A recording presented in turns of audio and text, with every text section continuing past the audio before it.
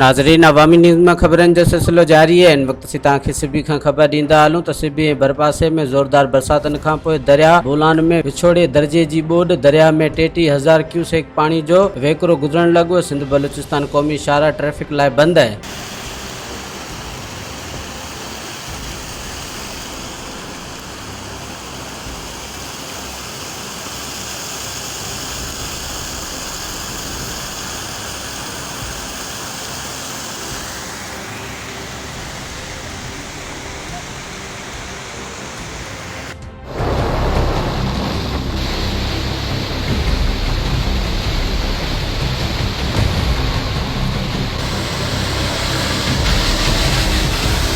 जश्न आज़ादी के पुरमुसरत मौके ते ऐं मुबारकबाद जे इश्तिहारनि जी बुकिंग जारी आहे। राब्तो कंदा 0308316188। मज़ीद खबरों और तफसीलात के लिए विजिट करें हमारी वेबसाइट www.awamiNewsHD.com।